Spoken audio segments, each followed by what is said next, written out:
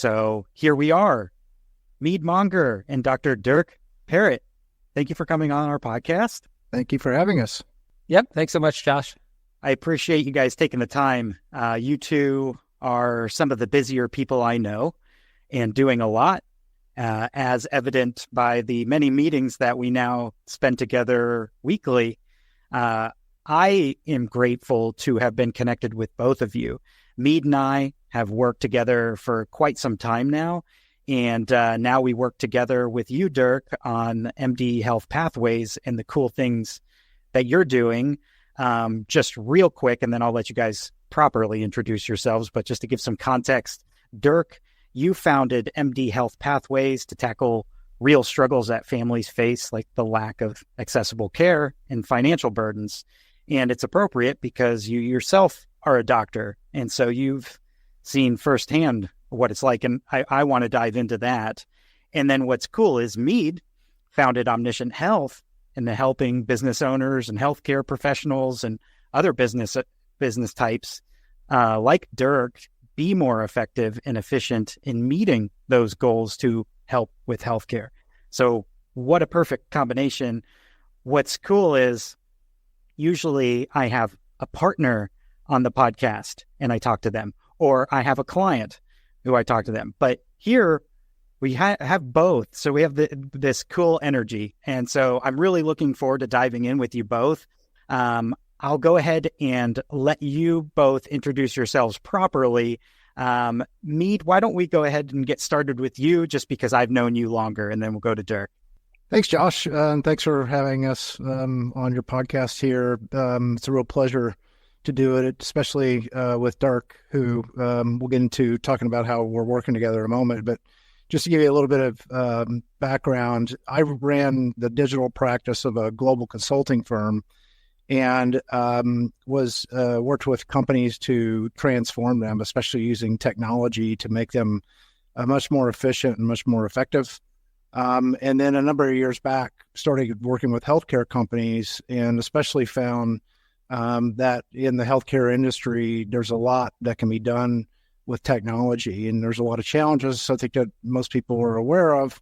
I won't steal Dirk's thunder. I'll let him explain his business, but we're super happy to be able to lend a hand in what he's doing. And I guess that's what we'll be getting into here over the next period of time during this podcast. Well said. There's so much more to unravel with what you do, Meade. It's insane, as I've discovered. But go ahead, Dirk. Let us know what you're a doctor of, how many patients you've helped, how many years, how many lives you've changed, and how you're changing them now. I'm kind of kidding, but at the same time, not. Yeah. Well, good. Thanks for the introduction, Josh. So I'm Dr. Dirk Perritt. I go by Dr. Dirk, not to be confused with Dirk Nowitzki, despite living in Dallas. But I'm an ER doctor of 20 years. I'm the health authority of a small county right outside of Dallas, and I've worked really in a busy emergency room environment for the last decade. And it's the things that I've seen in the ER that really drove me to found an organization called MD Health Pathways. And really the impetus behind that is the lack of access to healthcare and the downstream effects. And really the way we based this essentially telehealth service is providing to the general public what I've provided to my friends and family over the last decade. And any doctor that may be listening can identify with this. As doctors, we have friends, family, they all get sick, cousin. That family extends very far when you're a doctor. It may be somebody that's just a Facebook friend, but you'll get a text message often in opportune times to say, hey, I'm sick. My kids are sick. And through a simple text message, they'll describe what's going on. And a quick back and forth, I can decide, is this something that needs immediate medical attention, or is this something I can handle through a text message? And then often it is. It's something I can handle. A kid's got strep throat or upper respiratory infection. Maybe a good friend has a urinary infection. That I can hear what's going on and prescribe a inexpensive antibiotic and take care of that in all of a few minutes. And that's exactly what we've based our service called TAP Telehealth at MD Health Pathways off of, is modeled after how we as doctors treat our own friends and family, and now taking that to the masses by partnering with municipalities and cities to offer every resident in the community that same level of what I would consider concierge service. That's huge. As a technology person, I'm not going to say that I'm an expert in everything, but people see that, oh, you work with computers every day. I've got this going on. Can you just help me out? And I'm like, yeah. I get it less now because I think there's such good access to like YouTube tutorials or something, or maybe I've just helped them enough to where they don't have those problems, but I'm certainly not a doctor, and it's not a life or death situation or anything like that. But I feel you in a way that people come to me for things outside of my, practice, if you will. And I have to text with them and figure out what's going on and things like that. But I think it's absolutely admirable that you, and along with your team, are building an awesome tool to take care of people. At the end of the day, you think of like Maslow's hierarchy of needs, right? And you can't do much if you don't have your health. That's number one. I guess food and water is right there too, but health, you can't do anything if you're not healthy. And that will allow our society to go and flourish and treat each other better. So it's been an honor being a part of this big project and what we're working on. Personally, I just wanted to let you both know, if I haven't formally, that, the work that I contribute with me and my team feels good.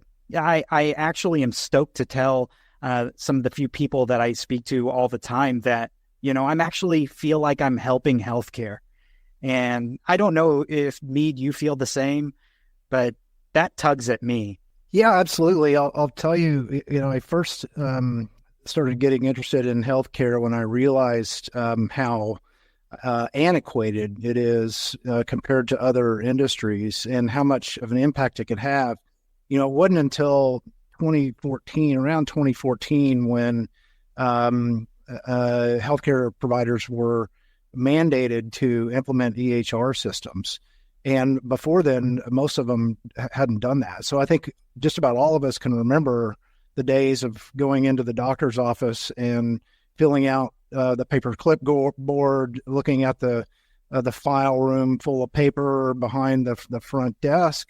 And that's what initially got my attention. Then as I started to learn more about healthcare in general, and I've been studying it a lot, by the way, the thing that I think really brings it all together is this concept called triple aim.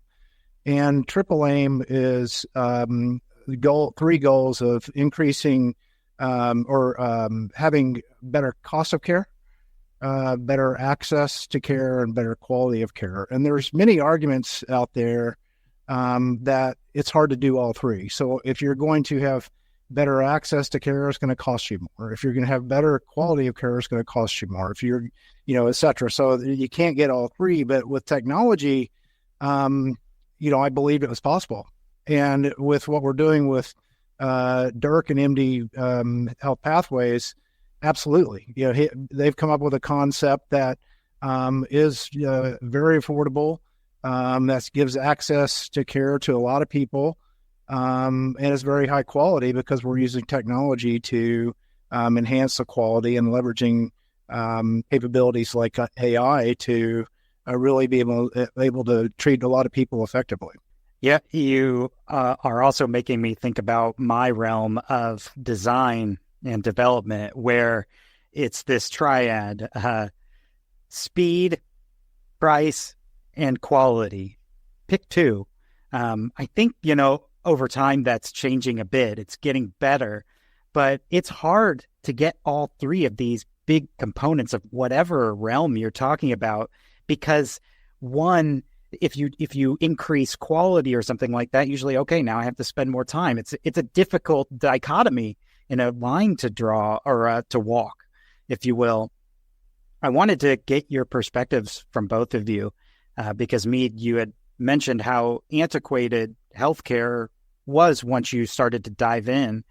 I'm curious, healthcare being as old as time where we had to take care of one another, obviously it's evolved over the decades and millennia, but I'm curious how such a vital system to humanity stays antiquated and is not more invested in. For instance, I was in education. I'm still flabbergasted that there's not more resources put into education. And that's a whole nother podcast, but I'm curious what your takes are on why is healthcare still antiquated? Yeah, I can start, Dirk, and then turn it over to you. I think, one big challenge, in my opinion, is that the U.S. healthcare system really does not have a cohesive leadership, that we have a bifurcated system between a market justice system and a social justice system. So those that are over 65 and lower income have insurance from the public government, where many of the rest of the people have private insurance commercially. And then we still have a lot of people that don't have insurance. And so there hasn't been sort of one driving force, I think, to lead everyone in the same direction, while at the same time, security is especially a huge issue in healthcare. I think that a lot of healthcare providers were reluctant for quite some time until security got better, and then cost. It's a big cost. So I think there's a confluence of factors, and something needed to be done. And then there was a mandate that started to force the issue. And I think now that that's happened, we have a decade or so now of data to work with, and some really great things are going on with technology and healthcare now. Well, Josh, I can't agree more with your assessment that sometimes healthcare seems slow to adopt, and yet sometimes they're the first to make miraculous discoveries. So I think we have two competing dichotomies. One is healthcare actually has some of the latest and greatest technology when it comes to treatment. So the latest designer drugs or imaging modalities. But when it comes to delivering healthcare and the efficiencies is where we really see technology be slowly adopted. And it's kind of interesting, as an ER doctor, just 5 years ago, I was still wearing a beeper, a pager on my belt, because that's the way we did pages and communication and calling back after a page or a trauma alert, despite having a cell phone in my pocket that could do a text message and I could immediately respond back. Another example of that is on the delivery of healthcare. Every emergency department and hospital and pharmacy still has a fax machine. And frankly, that's because the federal government deems that fax machine as HIPAA compliant, despite anyone being able to walk up and take those papers off a fax machine, but an emailer is considered less HIPAA compliant. So there's some regulatory policy issues, I think, that hold things back, and then ultimately in delivery of healthcare, it all revolves around where does the money come from? And that's, the private payers, the federal government, and they dictate the terms of delivery, and that ultimately dictates the modalities in which you can deliver healthcare and treatment. And specifically with our program, it is historically a little more difficult to get paid, a doctor to get paid for text messaging their patients. So despite texting being ubiquitous and probably the most common form of human communication, adopted by those that are super young all the way to your grandparents because they want to participate in the conversation and texting family photos back and forth, it is not widely adopted in healthcare, largely revolving around reimbursement for a message and text messaging. The payers haven't really figured out a great way, although they are starting to adopt that in some manners. Yet video and is widely adopted, but has its limitations. Telehealth at its inception was modeled off of the way a in-person doctor visit occurs, which means you develop all the inefficiencies of an in-doctor visit. You have to schedule an appointment. There's a wait for the doctor to get to you. where a modality like text messaging allows a doctor to communicate with patients simultaneously. You might, in our scenario with our workspace, we might have a mom getting her kids ready for school that has one of them sick, that's texting us, but only texting every 10 minutes because she's got to get the other two kids off to school. And then you might have a retired individual that's texting real time. Because of technology, that allows us to treat both patients simultaneously, and no one's better at doing simultaneous tasks than an ER physician. And so it creates the efficiency of not having to schedule an appointment like a video would. So I like your comment about the outdated modalities in medicine. And I think if we could solve anything to create efficiency, it would be that. And Josh, I just want to expand on this and just just kind of as a segue from what Dirk was talking about, and really stress about how great of a solution that MD Health Pathways has come up with that addresses a lot of these challenges, because these patients now have immediate access to care where they can text the MD Health Pathways team that's extremely affordable. And there's a lot of them. A lot of these patients are challenged to get primary care, especially when you look into rural areas where a lot of the folks don't have commercial insurance. They don't have Medicare because they're not old enough. They don't have Medicaid because they may have too much income, but they don't have insurance because they don't have employers that provide them the commercial insurance. So they're forced to get it on their own, or just have a hard time getting it in order to make ends meet. And so this is such an economical solution to be able to get just the basic needs of care just by simply texting with a medical team and having them help you with prescriptions, having them refer you to the right specialists, having them give you the feedback you need to take care of yourself. It really is amazing, and it's awesome to be a part of it. I think it's pretty cool how technology has advanced to keep things simpler that once was more complex. You can think about, I don't know, choose something other than healthcare. Like what's coming to mind, because I'm trying to figure out a flight to come see you, Meade, is like I can just go on my phone or my computer and really quickly buy a flight. Within 3 minutes, I could be done with the checkout of purchasing a flight on a huge hunk of metal going across the nation, quickly. And that it's when you kind of stop and think about that, that's pretty amazing because of how much is going on the back end of that, from the processing of that calendar and the flight schedules and scheduling the flight attendants and the pilot to then building the plane and then getting it there and all the safety protocols and the airport and the road structure to even get to the airport and my car. It's pretty wild. So I too am a fan of this, simplifying things that once were more complicated than they need to be. And Dr. Dirk, you pretty much summed it up, that a difficulty on that is how do you account for the payment when something becomes so simple? But there are ways to address that. You've created a business that is creating a service that works and functions. And it's just about those relationships and those partnerships and making something work and having those conversations. So I respect it very much, because those are the kind of barriers that ultimately need to be broken down, especially in a something like healthcare. And I think the same could be said for education and science as a whole.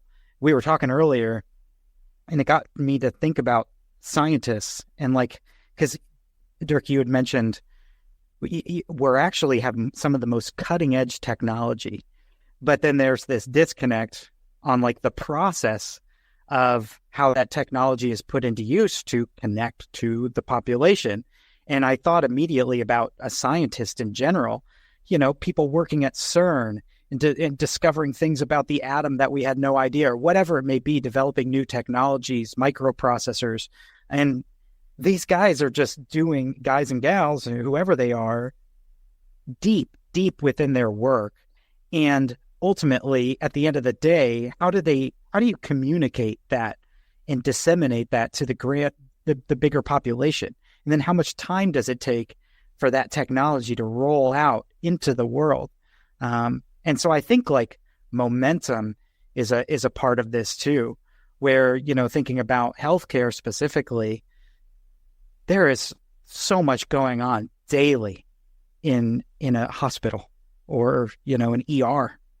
And it's like, how do you step back and say, okay, now we need to change the system? It's like, when do you change the system? Because people are coming into the door with a, broken arm or a bullet wound or whatever it may be every hour or whatever. It's like, when do you make those changes? How do you roll them out? It's complex.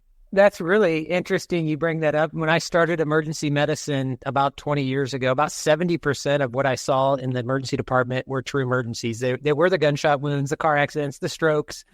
And about 30% of what I saw are what we call the everyday medical care needs. And it's usually people start there for three reasons. They don't have healthcare insurance. Their doctor's office is closed, or frankly, they just don't know where to start because the medical system's pretty complex. And what used to be 30% of the common everyday illnesses showing up in the emergency department 20 years ago now is about 70%.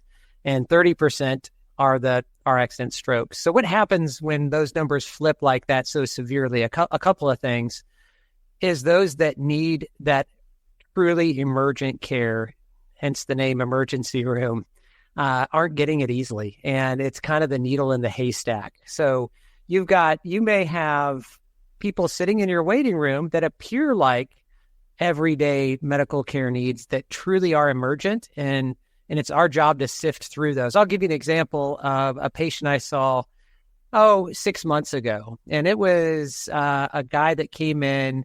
Chief complaint was, I ache all over after riding my bike with my daughter. And I thought, well, that's a weird complaint. And this guy was waiting in the waiting room for, 45 minutes. And we were kind of deadlocked in the ER. And so when those things happen, I like as an ER doctor just to search through the complaints of the patients waiting that haven't seen us yet and try to pick out maybe ones that really need our attention. And that one just kind of struck my attention. I'm like, that's kind of weird.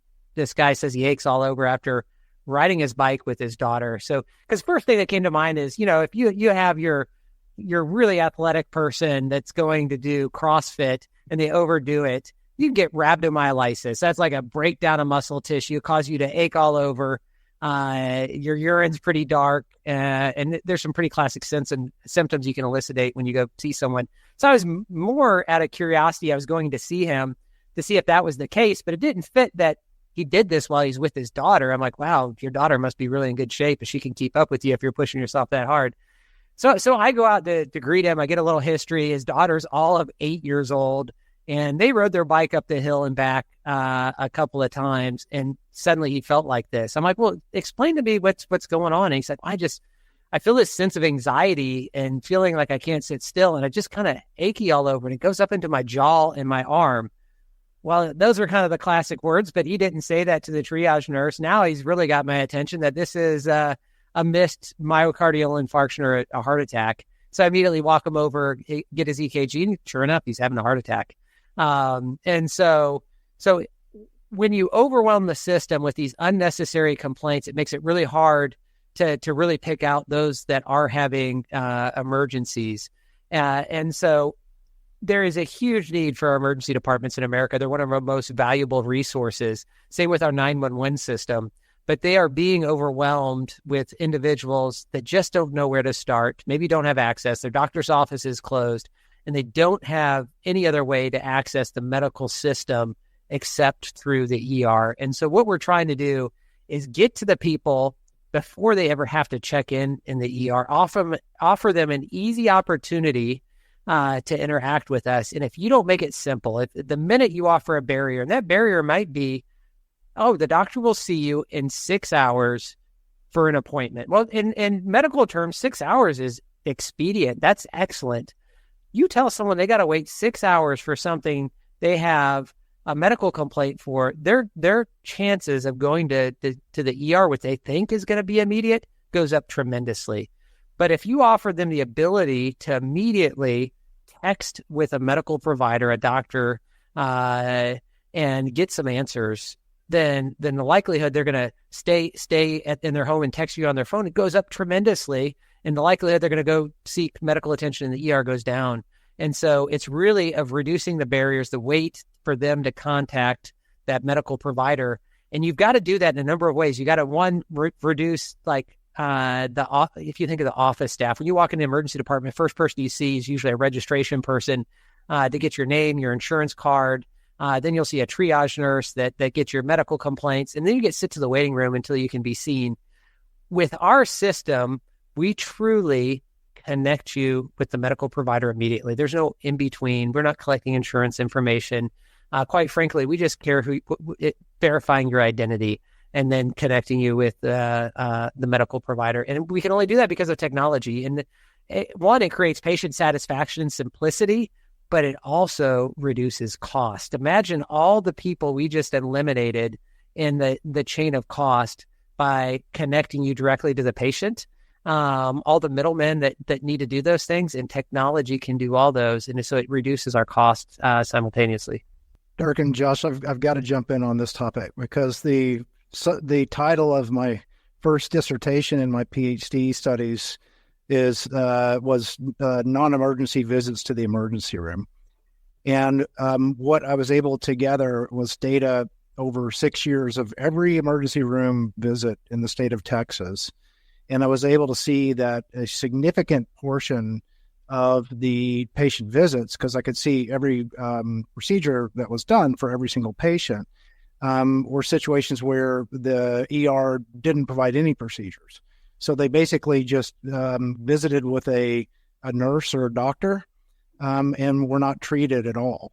And so then I looked at, maybe they went on to inpatient or what have you. So what was the discharge reason? And the discharge reason was that they were sent home or put on self-care. So you got this, as Dirk was talking about, this huge proportion of people that go to the ER that are going for primary care needs. And that's because, number one, emergency rooms in America are required to take everyone that walks in.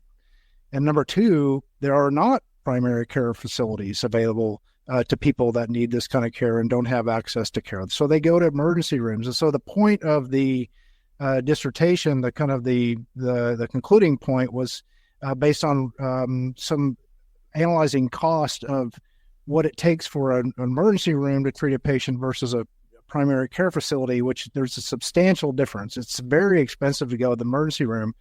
If we just had primary care facilities available to these people instead of the emergency room, we would save tens of billions, maybe hundreds of billions of dollars a year in healthcare costs. Now what Dirk and MD Health Pathways are offering is something that's even more affordable than primary care facilities. So this is a significant opportunity. As I think everyone knows, our healthcare costs in the United States are extraordinarily high. They're double all the other developed countries across the world.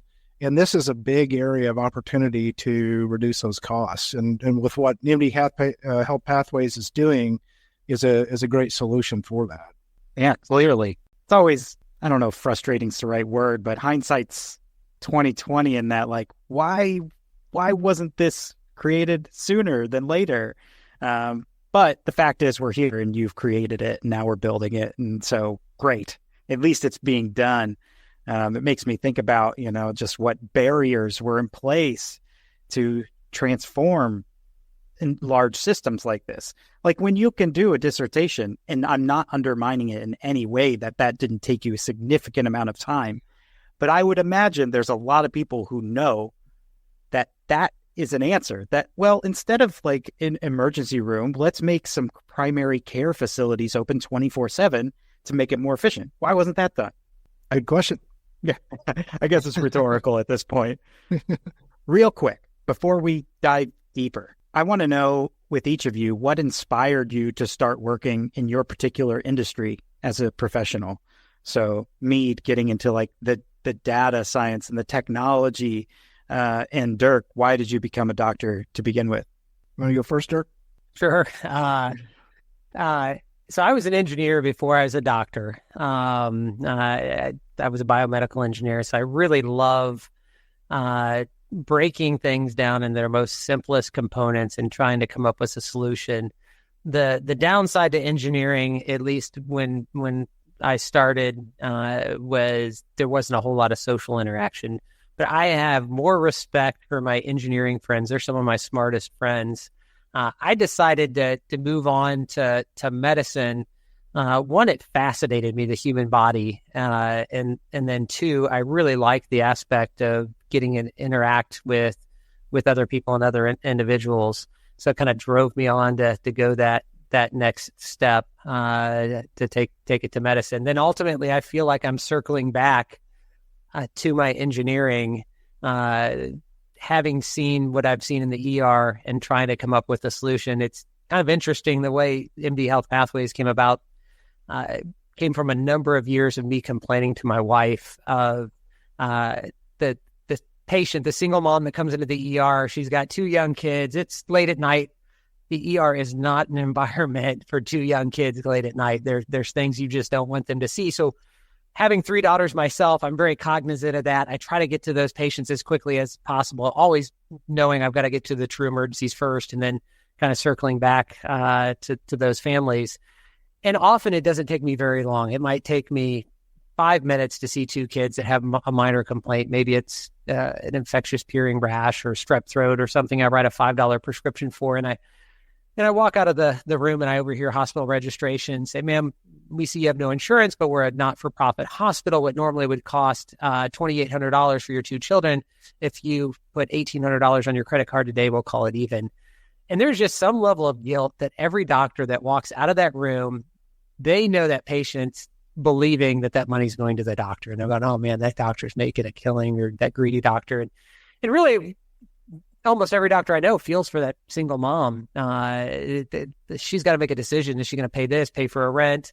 And so often the dissatisfaction an ER doctor has when they go home are obviously the really difficult emergency cases, and then the social cases like that. And you say that enough, and you talk to your wife enough. My wife and I actually met in high school, so we've been married for over 25 years. And then the comment over the last 10 years is like, okay, you can continue to complain about that, or you should do something about it. And it can feel overwhelming for someone to say that to you. Like, you're telling me I'm going to go change medicine, like change the way medicine is practiced? Like, no way, that's impossible. This is a behemoth of a system. There's no way one ER doctor has any chance of changing that. And then right around 2020, during the pandemic, I became the health authority for a county, and I helped navigate them through the pandemic. And I did a lot of healthcare work outside of the hospital system and got to interact directly with patients in the community. And what we did is we obviously vaccinated a lot of people that needed vaccinated, but moved on to monoclonal antibodies. And we were able to keep a tremendous people out of the hospital system, because at the time, what we learned is if you got COVID and ended up in the hospital, the chance of mortality skyrocketed. But there was this unique treatment at the time called a monoclonal antibody that essentially was giving people antibodies that you'd have if you'd been exposed to COVID before, and it was keeping them out of the hospital and saving lives. And it was this aha moment that, oh my goodness, there is an opportunity outside of the established healthcare system to provide care. And there's this new pathway, hence MD Health Pathways. We really named it after that because we were paving a new path into the healthcare system. And it was learning that there's this opportunity outside of the established system to create some efficiencies. Now, myself and my partners had run a telehealth company for about nearly a decade. And our whole goal was we partnered with the hospital system. After you were discharged from the hospital paid for a free telehealth visit for up to a week for any patient that was discharged to keep you from bouncing back to the high cost center or the ER. And the aha moment hit is like, why don't we combine this care that we learned that we can do in the community with this experience we've had of delivering telehealth and put it at the front end, the front door. Let's make it the front door into the healthcare system and help navigate people. And you can do this when you do this on a population scale really cost effectively. And so long-winded story of really combining my engineering and medical background and how we came up with this solution. Seems like a perfect mix. I'm glad you spelled it out like that, because it's even that more meaningful now to be working with you and to hear that story. Really, this interview is just an excuse to dive deeper with you guys.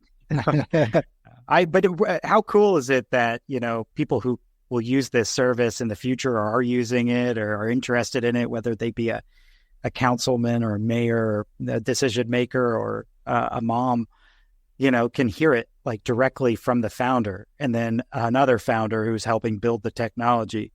And then I guess another founder who's just interviewing them. It's neat. So, but go ahead, Meade. Floor is yours. Well, thanks. And speaking of all having something in common being founders, I realized when Dirk mentioned his 3 daughters that all 3 of us are all fathers of daughters. So go girl power. And just a quick side note there.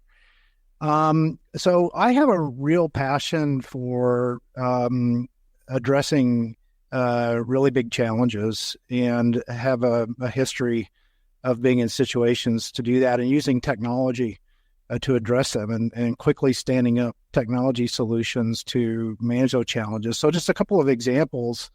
One is I was on the team that restructured General Motors. You may remember during the recession, it was very challenging times, and a lot of the auto suppliers in the country were really on the verge of all going out of business. And we went through a rocket fire process to sell General Motors to the U.S. government and pay all the auto suppliers in connection with that. But there was a lot of things that had to be done, and a lot of agreements that had to be worked out with tens of thousands of auto suppliers, and there was no system in place for that. And we immediately created a system and a process and were able to do that. And that to me was incredibly satisfying. Another situation was, you may remember, a major oil producer that had a massive oil spill in the Gulf Coast.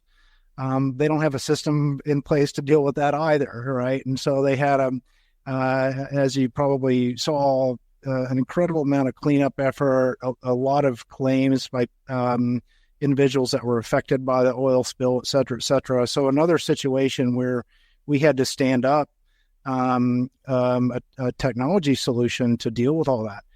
And then here comes MD Health Pathways. I jumped at the opportunity right when I first met Dirk.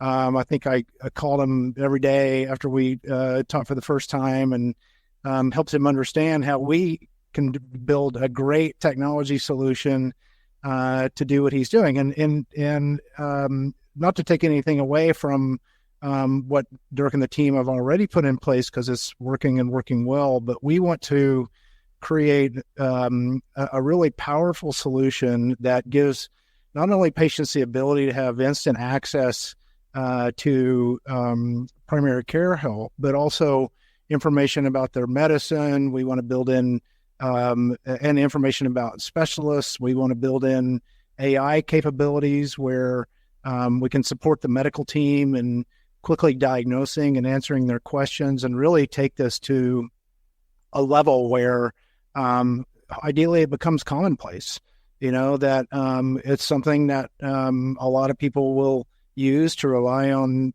their primary care needs and live healthy lives. So this is another situation where it's, it hits right at home with my passion, and I'm loving the process as we're going through it right now. Love it. Clearly, you're both experts and passionate. So those are great combinations. And I've gathered that over the time working together, especially you, Meade, knowing you for longer, But I look forward to uncovering it more with you, Dr. Dirk. Dr. Dirk is fun to say. I'm gonna just flows well. I want to talk about AI here in a second, but I wanted to ask: have either of you read the book, The Checklist Manifesto? No. Well, it applies to like processes within entities in general, and like when Dirk, you were talking about the medical processes. Meade, when you were just talking about like an oil spill and how there was no process for that. It's pretty wild. I've uncovered that working with several businesses. Some are my recent one that signed on has been in business 67 years. And they're doing great. They're number one in the nation for what they produce. But I cannot believe some of the things that they don't have in place still. It's pretty wild. But anyways, the Checklist Manifesto is like a whole book of examples of why checklists are so important. Like, I'm sure, Dirk, you've encountered in the ER simple checklists for particular scenarios. Oh, this is happening. It's like a bulleted 1, 2, 3, 4, 5, the simplest possible list. Airline pilots have it. And like the first bullet, if something, the engine's out. Number 1, fly the plane. Number 2, really, really simple stuff. And I fell in love with that book. I was required to read it at a company before starting Naaman Creative. I even learned about Van Halen. He had a checklist for the venues that he played at and specific details. And if they didn't follow those details, he was nervous about going on stage because safety protocols. And essentially one of the things was about M&Ms. I don't know if you've ever heard, but that no brown, I want M&Ms in a bowl in my green room, but I don't want any brown M&Ms. And that was part of the big checklist. And there was one time where there were brown M&Ms in that, and he didn't go on because he was nervous about their priorities of other things and attention to detail. And apparently the stage fell through and he avoided that. But it's a way to like kind of check. But anyways, I was just curious about that. Great book. It's kind of geeky, but I think you guys would dig it. But anyways, AI. Go ahead. Medicine is full of checklists. A good example is that I worked a clinical shift this morning, and we had a simulation of a mass casualty event. So imagine an explosion of a bus and people coming in, and they do it up. I mean, we really get our paramedics to bring these patients in. It's a bunch of college students that essentially dress up, have makeup on, and they come in screaming and yelling and everything. But to cut through the chaos, what you really do is create a bunch of checklists, and you go down through the checklist, and because you tend to forget really important things when emotions and anxieties are running high. But if you can fall back on that checklist and try to take as much emotion out of it as you can, you're likely to deliver the best care possible. And so medicine is full of checklists and keeping people abreast of those and training them to have those either internally memorized, but there's always a visual that anyone can see to keep that checklist. So yes, medicine is full of that. So it sounds like a book I probably, Josh, need to pick up and read.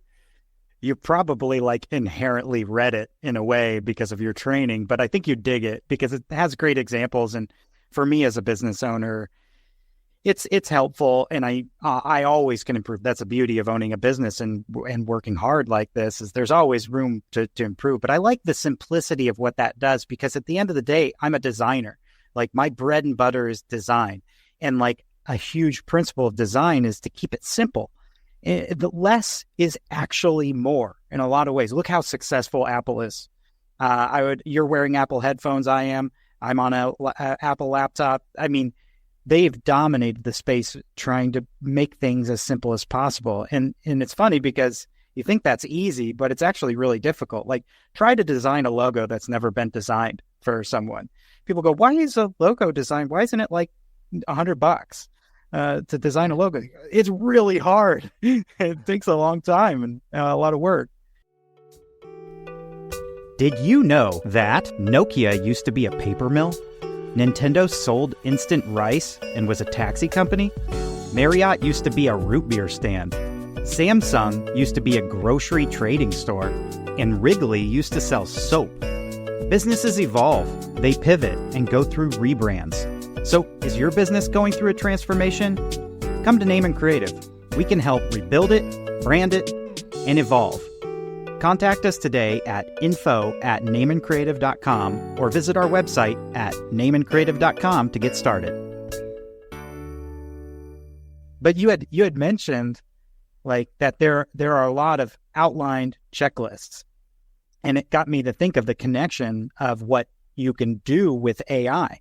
You can feed like an AI those checklists and say, here are your parameters. Here's your knowledge base is based on these checklists. Okay, this person has a rash on their eyebrow, their nose, and their mouth. So they're healthy otherwise. So they probably have X. And you could kind of like make all these logical parameters based on those checklists and information. So obviously AI is huge now, and you've mentioned it in speaking, both of you. How is MD Health Pathways going to utilize AI for this tech and furthering to change the world? Well, thank goodness to Meade and his team, who are experts in this, that are helping us achieve some of these goals that we have at MD Health Pathways. And I see AI as a tool to do two things right now, at least at our application in medicine. And it's one, to drive quality. And like you mentioned, Josh, if you skip a step and forget to ask a question, you may miss the opportunity to sift through that needle in the haystack, much like that patient in the ER that, ached all over riding their bicycle. If the triage nurse had probably asked and delved a little more about, hey, do you have jaw pain or chest pain, and picked that up, he probably would have been immediately walked over to have an EKG identifying his heart attack. AI is great at making sure you don't miss some of those things. And I think our intention is, at least in our current system, patients come to us with a preconceived diagnosis. So often we'll have somebody text into our service, and maybe it's a elderly female that says, hey, I think I have a urinary infection because it hurts when I pee. And our tendency as humans is to go, okay, well, I agree. You probably have a urinary infection. Let's get that treated. But if you don't ask enough questions, you might miss the fact that they've been having left-sided abdominal pain, and they might have something like a diverticulitis that's actually causing them to have pain when they urinate, and it's not a simple urinary infection. Or maybe they have a fever and flank pain, and they have a more significant type of infection called a pyelonephritis or a kidney infection. And so AI is really good at making sure we don't jump to conclusions, and we kind of run down that checklist. So there's one aspect is quality of care that AI is going to provide, and the other aspect is efficiency. And so what doctors went to medicine to do is to make medical decisions. We love solving puzzles. Like every patient is in its own way a puzzle, and it's kind of fun to figure out, all right, how do I solve this puzzle and how do I get to the answer I want to get to? And to do that, you have to ask a lot of questions. And those questions in medicine are called the history of present illness, or HPI for short. And there are variations of the same question. Maybe you present with that urinary pain or urinary frequency. You ask a bunch of questions. How often? Where's the location? How many days has it been going on? Do you have fever? And those questions aren't very fun to ask for a clinician. We ask them over and over again. Imagine on my average ER shift, I'll see 30 patients. Now imagine how many times I have to ask variations of the history of present illness. If you told me I could walk in the room, all those questions have already been asked to their fullest ability, and I could ask 2 to 3 more probing questions, I could come up with a diagnosis and solve that puzzle. So that's what we're trying to do with AI, is leverage AI to do some of these repetitive tasks in asking and gathering the information. We don't want AI to make the medical decisions. We want it to prompt us not to miss things, but we really want it to take out some of these repetitive tasks. And the HPI is one of them. And if you can do that, not only do you create efficiency and allow doctors to see more patients, you actually increase a doctor's satisfaction. A doctor is happier when they're doing what they enjoy doing. And so there's less burnout when you do that. So Meade and his team are really on the forefront of of technology and implementing AI for applications like this. So we're pretty excited as we start to build this out in a stepwise fashion of what that's gonna look like. And I'll let Meade speak a little bit more to that. Sure. Well, the way I like to think about it is that, and just kind of going off of what Dirk was talking about on the quality side, quite frankly, a computer can diagnose a patient much faster and much better than a person can. A computer can take a 1,000-page medical textbook and understand everything what's said in it and use that as a basis to make a recommendation where a doctor may not have that 1,000-page medical textbook completely memorized, or they may not be thinking about it at the time, et cetera. Sort of what Dirk was talking about. And so I think it's also really helpful on the efficiency side that Dirk was talking about, is if we can get a process in place where a lot of these routine questions can be answered right away and create more efficiency for doctors, that's great. Now, I think it needs to be sort of an evolution. Like whenever I think about AI, I think about machine learning as sort of the starting point, and then you get more to the generative AI later. So the machine learning is basically where we put in a rules engine. And so if we take a list of the top 50 patient situations, sinus infection, chest pains, what have you, and come up with a list of questions that we want to ask for every one of those situations, and then give direction based on the answers to those questions, we can implement that rules engine in the system so that the AI works. Now, if a patient shows up with a situation that's not on the list, then that goes into an exception list that then goes into the machine learning process. And so we're continuously building on that. That's different than the generative AI, where you're kind of letting more of the computer think for itself without following the specifics of a rules engine. That part, I think we need to learn more about, especially as we get into healthcare. I'm not sure we want, I'm not sure yet. My thoughts are still out on this, but I'm not sure yet that we want computers to go there. The other thing that I'm not sure about is how much we want to give information directly to the patient as opposed to direct the medical team. I think it's great that we have a rules engine that tells the medical team, here's the question you should ask, or we can pop these questions in there. All you got to do is push click if you agree with it, but basically let it go through the medical team before it goes to the patient may be the wise way to go. And I think the starting point. And then once we get comfortable with it, ultimately we may go to where it goes directly to the patient and let them sort of self-diagnose themselves. But that's generally how I think about AI in healthcare. It's a rabbit hole once you start to like fire up that engine because of some of the last things that you hit on is, okay, now how far do we go down? I mean, it's kind of hard. You can't put the genie back in the bottle at certain milestones. It's out. Nuclear technology, that's known now. It's what we do with it. You could use it for a force for great or destruction. But hopefully we get better at it. And it's kind of cool to be on a team that's on the forefront of that stuff. So yeah, of course we don't want to treat the patient the wrong way to where it harms them. And that's what, I don't think we're totally comfortable with yet, let the computer do all of it, Right. And that's why you need a Dr. Dirk there holding hands with the AI to check it, or at least do as best as possible. Because at the end of the day, we're all human anyways. I mean, even without AI, just a normal doctor could misdiagnose because they didn't ask if there was something wrong with that person's jaw. And therefore, it's not a heart attack, it's something else. And boom, and quick. But it's also, I wanted to mention on the AI, the component about how powerful it is that you can feed it a textbook that's 900 pages, a medical textbook on rashes, let's just say. Well, that knowledge in the scientific community is going to be updated in 5 years or sooner. And a new edition of that textbook is going to come out with revisions and updates and enhancements and new knowledge. And for a rations, new COVID variants, Exactly.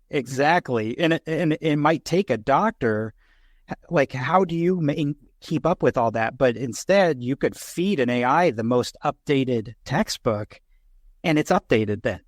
Hey, forget that textbook. Here's the updated version. Boom. So there's a lot of power in that too, on keeping up with the science and the discoveries and what we know, just the knowledge base of humanity. Boy, that's a rabbit hole. But I want to keep going. And then we're going to do a rapid fire, which I have fun with. Real quick before that, you had mentioned burnout, Dirk. We're all going hard, near redlining it. For you as a doctor, Meade, as a founder of a business and doing all of these things with technology, how do you both, what are your ways of avoiding burnout yourselves? It's interesting you say burnout. There was a recent study done on specialties of medicine that have the highest burnout rate, and emergency medicine is now again at the top of the list. So it doesn't surprise me after the pandemic and everything our colleagues had to go through. And in general, ER physicians I think the average physician works about 14 shifts a month. And to the average person, they go, 14 shifts a month, that doesn't seem like a lot. You got 16 days off. And what they don't realize is we're cycling through nights and days. So almost every ER physician will cycle through nights and days twice during a month. So I work for a facility. We have 8 different shifts. During a 1 month period, I'll work probably each of those shifts nearly twice and cycle through a night to day cycle 2 times. And so that partially contributes to the burnout. I think the other thing that contributes to the burnout is what we talked about earlier is most of us went in emergency medicine to treat emergencies, to treat the critically care patients. And it is very difficult for us to treat some of these other patients because it's difficult to find them follow-up care. It's difficult when we're dealing with someone that can't afford the care and helping them to navigate a system that sometimes seems unnavigatable.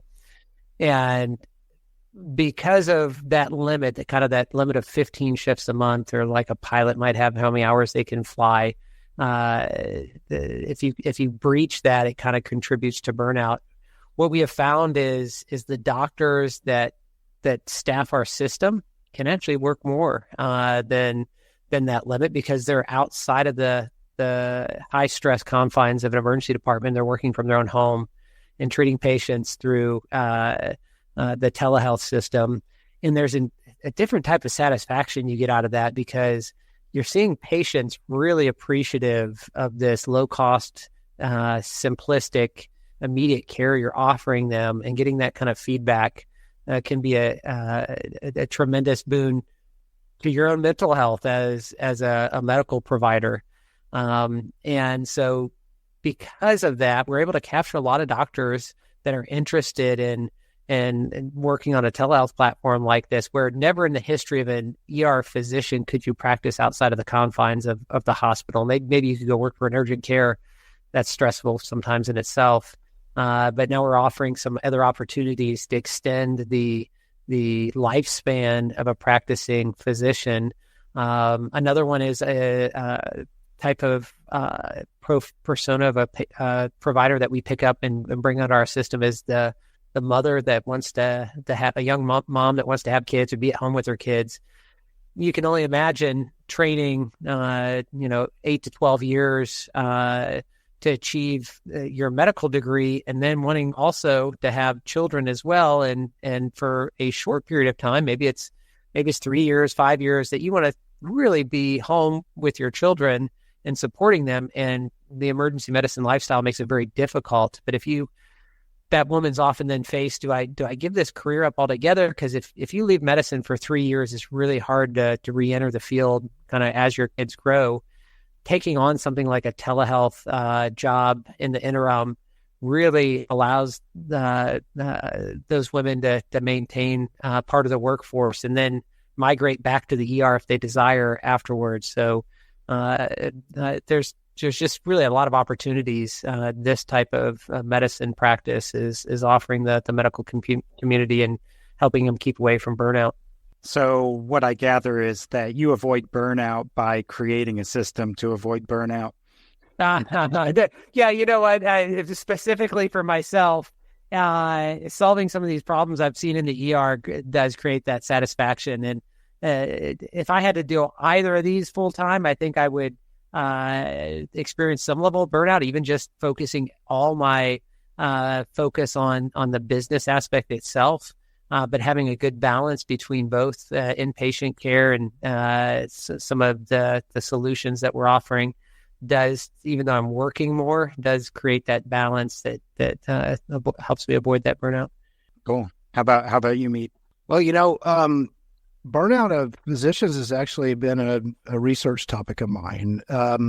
The research I've done shows that doctors spend over 15 hours a week doing administrative work, and that administrative work is one of the biggest reasons for their burnout.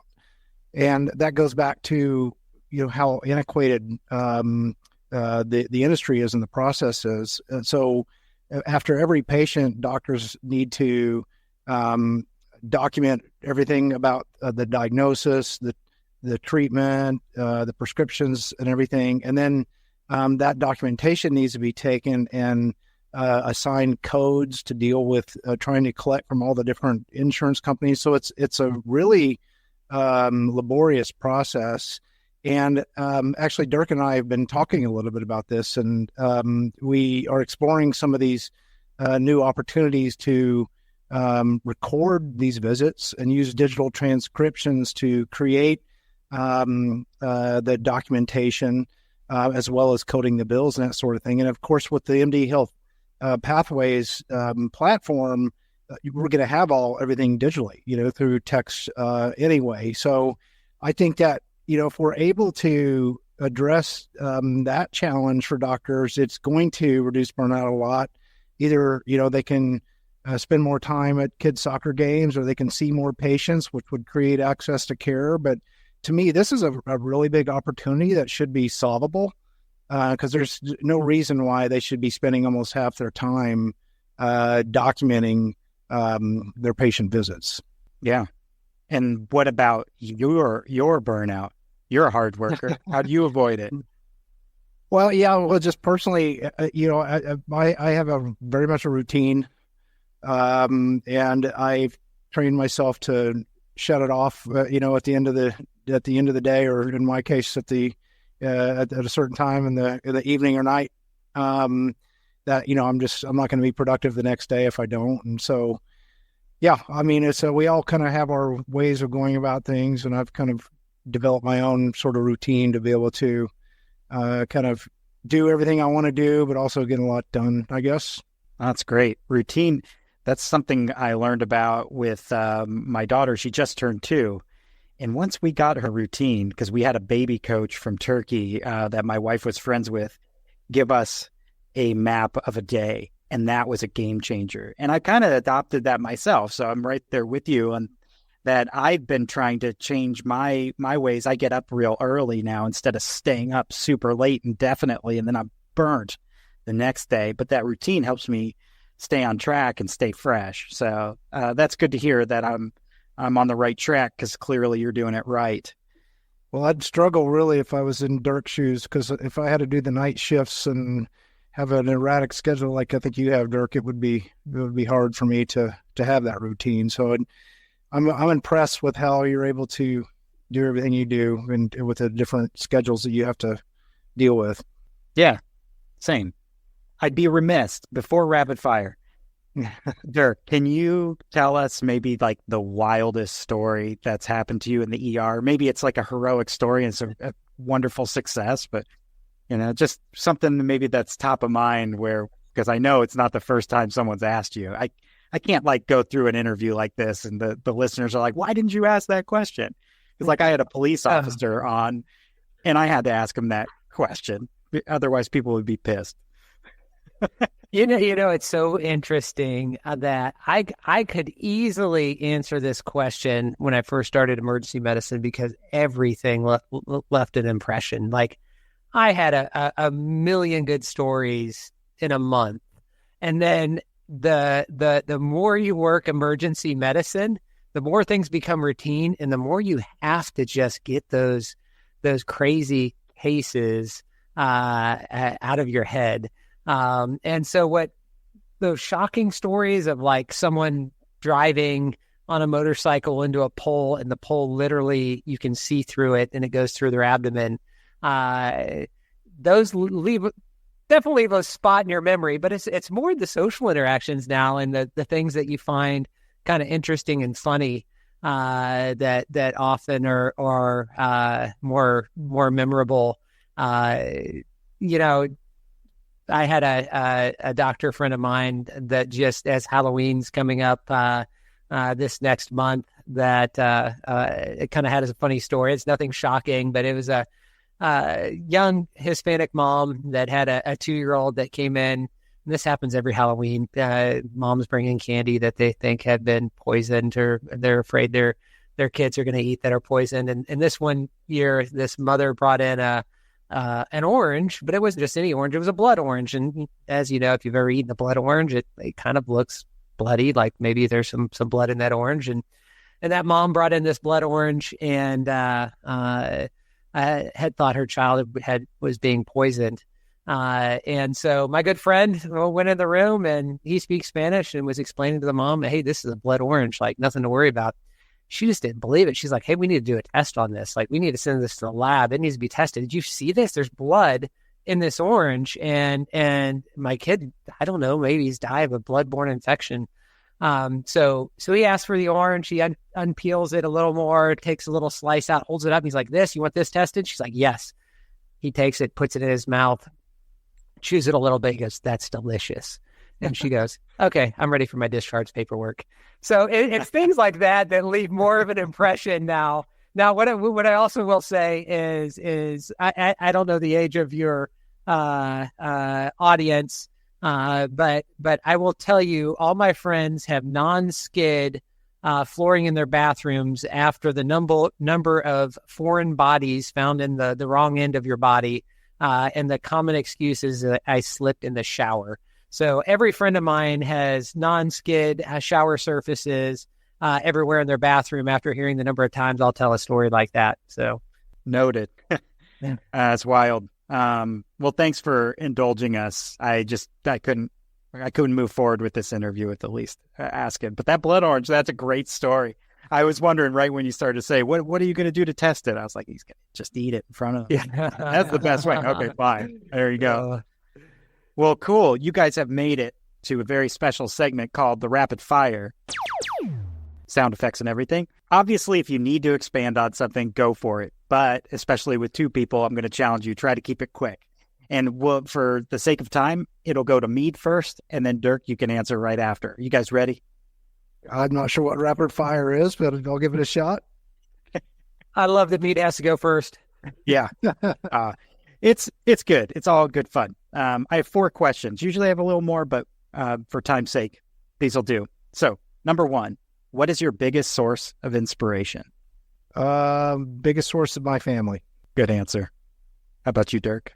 Absolutely. I mean, it's going to seem like a cop-out, but it is true. I mean, absolutely. My wife is someone I go to. We've known each other. This seems like almost all my life, but since I was 17 years old. So she's someone that is my sounding board and inspiration as well.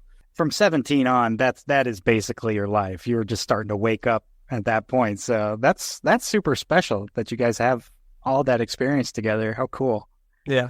I would agree. My family is my biggest source of inspiration. I just cheated in rapid fire. It's not about me. It's about you. Meade, what is your favorite book? I read this book a long time ago, and you probably never even heard of it, and everybody listening probably haven't heard of it, but I still remember the name. It was called Core Performance, and it really changed my life around from managing my own health. It was written by a guy named Mark Verstegen, and the way it was written explained that there's all these different things that you need to do to take care of your health, including the way you eat, the way you sleep, the different kinds of exercise. And then the reason it's called core performance is because of the core part of your body and how important it is to stretch the core part of your body. And that was really, book's really stuck with me. I've kind of followed the guiding principles from it ever since, and I read it many years ago. Sounds like a good one. Have you heard of that, Dr. Dirk? No, I haven't, but it sounds like I got to pick up on my reading after this podcast today. There's a couple of good books I need to pick up. That's what it's all about. How about you? I'm a big Malcolm Gladwell fan, so Tipping Point is probably one that comes to mind that applies to both medicine and business. So yeah, he's a big. I'm a big fan of his. Did he write Blink? Yeah. Yes. Yep. Absolutely. Yeah. Blink, I would imagine also like in your realm. I read it when I was, I think, in high school. And it really resonated with me because of like your gut reactions to things and making split decisions and, being in an emergency room, like someone's bleeding out. What do we do? I can't imagine. Totally applies. Like Blink is a great read, and it really does create a good overview of the way an ER doctor has to categorize and think fast. Cool.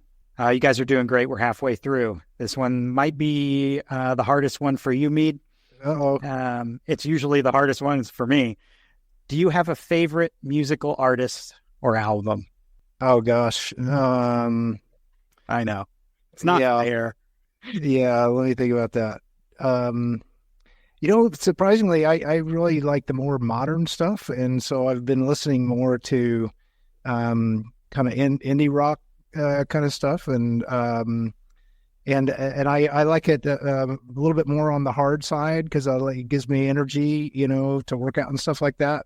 But it's hard to pick one particular. If I had to pick a classic one, I would say Led Zepplin is who I would say would be someone I've always kind of gone back to time and time again over the years. Yeah, that's a safe one.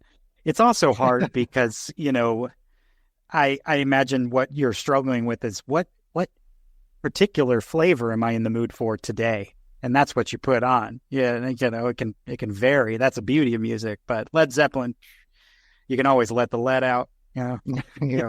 Come on, Meade. Every time I've been around you, you're playing Taylor Swift. He's a big Swiftie, Josh. Don't let him. He just told you he's got daughters, so don't let him fool you. Right. He's been to a few Taylor Swift concerts. Hey, I mean, there's a reason why she's paid big. for a few Taylor Swift concerts. You paid dearly then. Right. I will back Meade up that all the time that I've known him, because we chat about music. That's something that we get along great together. And he definitely is into the rock, the harder rock realm. That's a fact. Like I told him, I went to see Limp Bizkit the other month, and he was like, "Oh, no way. You got to tell me how that was." I was like, right on. Yeah. How about you, Dr. Dirk? I've been listening to a lot of the Bleachers recently, and then I've always been a big fan of Coldplay. So you can't go wrong with Coldplay. They're great. Their older stuff, man. Like Viva La Vida was a wonderful album. Yeah. Front to back, just diverse and solid. Cool. All right. Last question. How do you define success? Happiness. Love it. You'd be maybe you wouldn't be so surprised, but that is probably the most common answer on this show. Oh, yeah. Yeah. 100%. I mean, if everybody's happy, then everything must be going right. Everything must be a success. So that pretty much sums it up in one word in my mind. Love it. Yeah, a little bit of play off of what Meade said. I often gauge my success off the happiness of my family. So if my wife and kids are doing well, then nothing's better than that as a parent and a husband. And that really does bring you joy to see that. So I'm a big runner. I love to run, and people say they love running. I love running, but as you're actively running and enduring, it's not the most enjoyable thing. I mean, half the time I'm thinking about quitting when I'm running. But when you get done, there's that satisfaction. You get a sense of accomplishment as well. So I'm willing to endure, and then getting that satisfaction after seeing my family, their health and happiness creates a lot of satisfaction for myself. Dirk, I have a concept that I use with my wife and daughters that I call, that I promote a lot, called the happy family. So I always promote, like, we need to be a happy family. Let's have a happy family. And so when the times get tough, I remind them all, okay, we're a happy family. Let's be the happy family. So yeah, that's very important, to where the family's happy and doing great is when it's the times are perfect, Yep. I love that. That's a great reminder, because not everything's smooth sailing, but if you have those reminders. The last guest I had on was my former master's thesis advisor and my professor, Thomas Lewis, who's just a great man. He does documentary film production. He's just a pro. And his answer was sustained happiness, in short. So, happiness at a sustained level. And I really like that too. So I resonated with that. You both have won rapid fire. So congratulations. We get a prize. You get a prize. It'll be in the mail in 2 years. All right. So just to wind down, I like to ask people a bit about their future goals. So, where does MD Health Pathways look like in 5 to 10 years? And Meade, what about Omniscient Health? Where does that look like? Go ahead, Dirk. Our goal right now with MD Health Pathways is really just growing one community at a time. So we really contract with municipalities, and right now are focused on the rural Texas communities that we outreach. So the more of those we can hit and affect, and seeing the success that we and the health that we bring to those that we touch, I think is really our goal over that short term. And then honestly, really one of our most valuable resources is our own personnel, our medical staff, and really trying to create an environment that they just get a lot of satisfaction out of. Because being a doctor myself, there's just not a lot of satisfaction in some areas of medicine right now. And so if I can create a work environment that not only gives our patients great satisfaction, but creates an environment where the providers, doctors look forward to getting up each day and serving, that gives me a lot of satisfaction. So that's really a primary goal, is keeping our doctors happy, which ultimately will keep our patients happy. I mean, it seems like the momentum that you're after, as long as you don't stop, both of those pieces are going to continue. More towns and cities and areas are going to adopt the wonderful technology as it grows, and that team will grow. So I'm very excited to see it happen, to be a part of that. How about you, Meade? Well, at Omniscient Health, we've developed solutions to help healthcare providers earn more money and do less administrative work by using technology to do both those things. And it's starting to catch on, and we're getting a lot of referrals. We've recently started the business after having many of us left a former consulting firm and been researching the healthcare industry for quite some time. And I think we do have proven solutions that accomplish those goals, and I want to do more of that. I really respect the healthcare providers in the United States, and I think that they should be rewarded for what they do. And I think that they should not have to do as much of the administrative stuff that they've been doing, and that's burning them out. And so, yeah, that's our passion. That's what we're doing, and can't wait to do a lot more of it. Yeah, it's definitely clear that you're passionate about that, and that you actually you truly care. And so, what a fitting relationship it is with Dr. Dirk and MD Health Pathways. It's super cool to have a front row seat and an inside seat to that, being part of the build. Just a couple other quick things. So one main last thing, and I'll let you plug yourselves on how do people connect with you. Real quick though, before that, for both of you, anybody who's listening, old, young, regardless of the profession that they're in, what's the biggest piece of advice you could give someone? Mine would be don't wait until life gets easy to enjoy it. Enjoy the struggle. And I think if you wait until life gets easy to have satisfaction, you're going to be waiting a long time. That's a great one. I love that. How about you, Meade? My father used to tell me that it doesn't matter what I do, but do something that I'm passionate about and do my best. And I think that's very wise direction. And that's the same advice I would give to others. Yeah, both solid advice. Really sound. I would agree with your father there, Meade. And I agree with both of you. I really appreciate both of your time. Really quick to end, how do people connect with you? Ultimately, how do they get involved or support MD Health Pathways and also Omniscient Health? Well, it's funny you asked that, Josh. You're my marketing guy and head up our website. So I think it'd probably be best if you told the audience how they should probably best access us at MD Health Pathways. Oh, fine. Yeah, well, luckily, it's a great, easy domain, mdhealthpathways.com. And there you'll be able to access everything, including the TAP telehealth system and register. And we're making the website 2.0, which is going to be even more effective than it already is, which is really exciting because I know I've mentioned it, but when I'm in our meetings or doing the work and with my team and your team in collaboration, it's truly is meaningful because I go, this is actually going to help people. And not to say that all the work that I do, like hopefully this podcast helps someone who's maybe a basketball player, whatever it may be. There's all sorts of help out there, but this is a little more tangible. So I appreciate it. But yeah, mdhealthpathways.com. Do it. And Omniscient Health.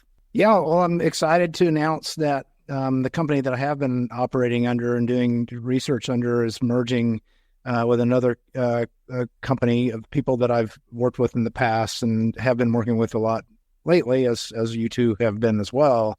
And we've formed a new company called Omniscient Health. Omniscient stands for know everything, or means know everything about everything. And so the actual domain is Omniscient Platforms. And so we develop digital platforms to help know everything about everything. And my email address is mmonger, MMONGER, at omniscientplatforms.com. And love for people to reach out and talk about healthcare and stuff. Now, Josh, would have been bad for him to give out my contact info, but give Meade's cell phone number. We don't expect me to help any of your patients. It's a dangerous game you're playing there because it goes both ways. Right. I'll make sure though to have the links, your email, what we discussed here in the show notes, so people can copy and paste it into their browser or their email and easily get a hold of you guys. So we'll make it easy. And I just wanted to wrap up by telling you both how meaningful the work that we're doing together is. It's wild when I think about, how did I end up working? How did we end up working together? And sometimes it's not a healthy thing to ask, although it's interesting, but it's like, and here we are, like doing really meaningful, awesome work, utilizing technology in such a powerful way. And I just want to express to you both how awesome it is to be working with you. And I look forward to what's ahead. And I also will make sure not to let you down. And so we'll make sure that this is going to be an awesome thing ongoing. But I wanted to just both, just thank you both for coming on, taking the time. You both are so busy. And here we are an hour and a half later, but I promised I'd end an hour and a half. Well, great, Josh. Honestly, thanks for having us both on, and really look forward to the continued relationship. Thank you. Me too. Yeah, I enjoyed it. Thanks for setting it up. Thanks, guys.